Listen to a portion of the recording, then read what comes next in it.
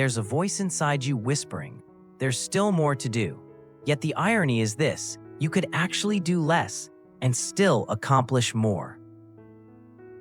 You know that feeling when the to-do list multiplies like rabbits, the browser tabs breed in the night, and somehow you're working later, sleeping less, and still not touching the work that would actually move your life forward.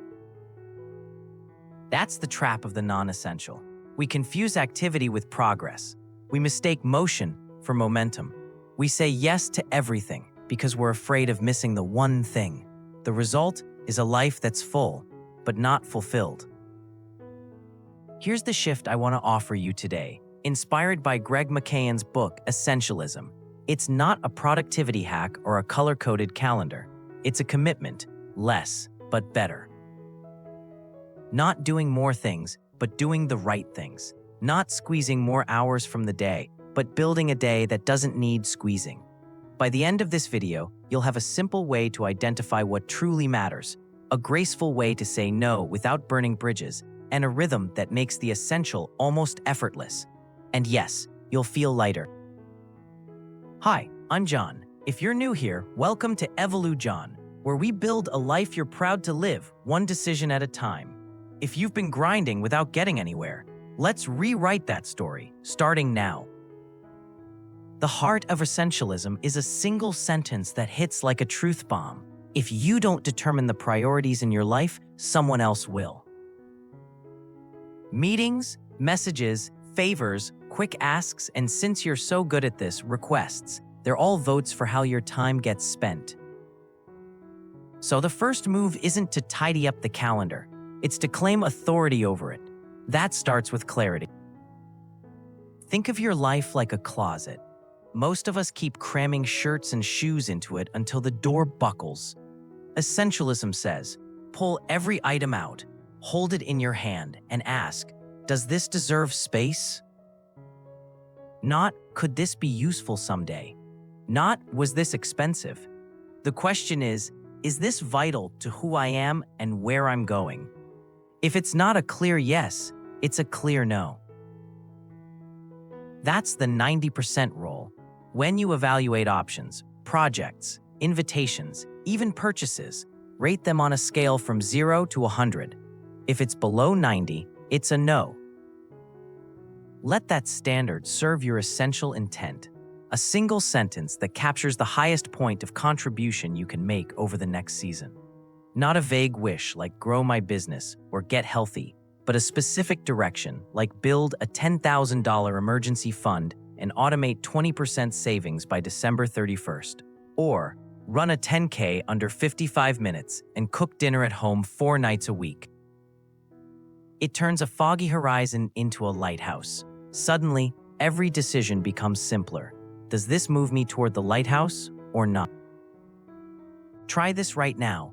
If you could only do one thing for the next 90 days that would make the highest contribution, what would it be? Write it as a sentence. Tape it to your monitor. Let it be the filter that everything passes through. When you hold that filter, trade-offs stop feeling like losses and start feeling like design. You're not rejecting good things, you're protecting great ones. Now, clarity is powerful, but it's not enough. The real test of essentialism is what you do when the world comes knocking. Because it will. People will hand you their urgency as if it's a bouquet you're lucky to receive. Here's the truth. Every time you say yes to something non-essential, you're saying no to something essential, often without realizing it. The essentialist learns to say no with elegance. You don't need harshness, you need boundaries. Prepare your scripts in advance so you can deliver them without guilt. Try, thank you for thinking of me. I'm heads down on a commitment through October, so I need to pass. Or, I can't take this on, but here are 2 people who might be a better fit. Or, this isn't a priority for me right now. You are allowed to decline without a paragraph of justification. In fact, the more confident the boundary, the more respect you earn. Let me give you a story. A friend of mine called Maya was drowning in Teams chat quick requests. Her actual job was strategy, but her day was consumed by putting out other people's urgent demands. We defined her essential intent for the quarter: deliver a go-to-market plan for a new product line. Then we set a simple rule: no new commitments without a 24-hour buffer. When someone pinged her, she replied, "Thanks for the request. I'll review my bandwidth and get back to you tomorrow." That pause created space to evaluate against her essential intent. Most of the time, she found a way to delegate, automate, or delete the request entirely. In 6 weeks, she delivered the plan ahead of schedule, and for the first time in a year, she ended her day with energy left in the tank. Saying no isn't rude. It's leadership. It declares, "I know where I'm going." And you might be thinking, "John, that's easy for you to say. I can't just say no to my boss." You're right. Context matters. Let's see how to deal with this. Even inside constraints, you can negotiate. I can do A or B by Friday. What's most important? Put the trade-off on the table and invite a choice.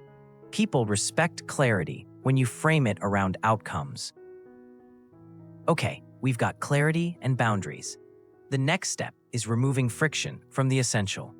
Too many of us rely on willpower alone, which is like trying to hold an umbrella against a hurricane. A better approach is to design your environment so the essential happens by default. Think like an editor. Editing isn't about adding, it's about cutting what weakens the story. What are the scenes in your day that drag down your plot? Start with your stock doing list. What meetings, apps, and obligations produce little to no value? Be ruthless. Unsubscribe from the newsletter you never read. Turn off push notifications that yank your attention into other people's priorities. If a recurring meeting doesn't have an agenda, decline it with "happy to attend" when there's a clear objective. Freeing an hour a week might not sound dramatic, but momentum comes from reclaimed minutes, compounded over months. If your intent is deep work each morning, set the stage the night before. Place your phone in another room. Pre-open the document you'll work on. Leave a sentence unfinished so you know exactly where to start. Reduce the steps between you and the thing that matters. If fitness is essential, lay out your clothes. If reading is essential, place the book on your pillow. Friction decides more outcomes than motivation ever will.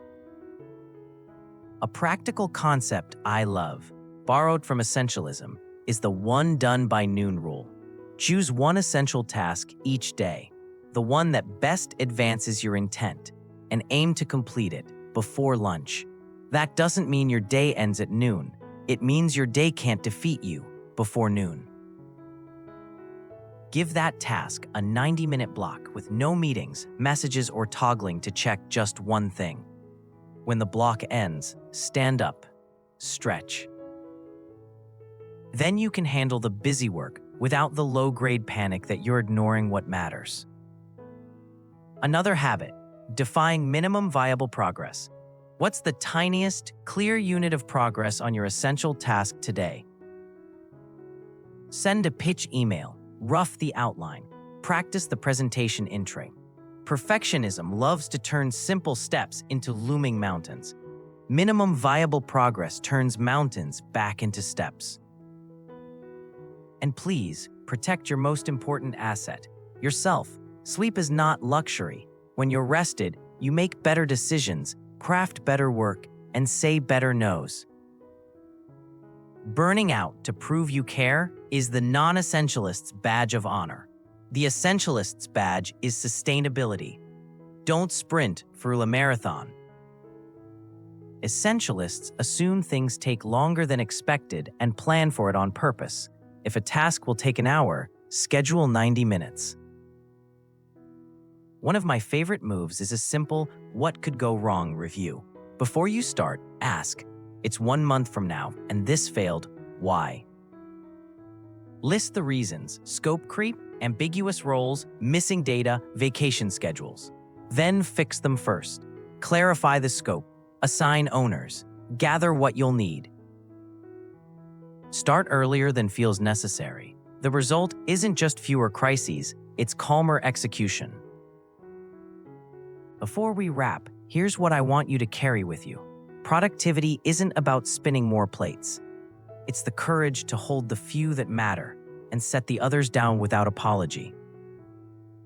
When you choose a clear direction and commit to it, your calendar stops being a reaction to other people's urgency and starts becoming a quiet statement of your values. Progress feels less like a sprint and more like a steady stride you can actually sustain.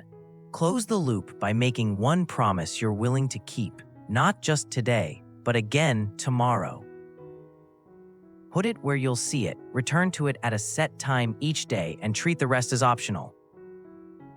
You don't need fireworks to know it's working. You'll notice it in the calm after you finish, in the confidence of a clean "not now," and in the way the right opportunities seem to find you when your signal is clear. That's the work now, not more, just true. Here's the ask. Edit your days the way a great chef edits a menu. Fewer dishes, done exceptionally well. Decide the 2 or 3 commitments that deserve your best hours and let the rest go without drama. You don't win by filling every slot. You win by serving one unforgettable course after another. Aim for clear, not busy. Consistent beats heroic. Give your finest energy to the essentials and watch results show up with less noise, less rush, and a lot more satisfaction. So when that voice whispers, "There's still more to do," answer with, "I'll do less, but better." If this made sense to you, here's your small action today. Write your essential intent for the next days and drop it in the comments. If you found this helpful, give this video a thumbs up so more people can escape the busy trap. And subscribe for more practical frameworks to build a life you're proud of. Do less, but do it better. I'll see you in the next one.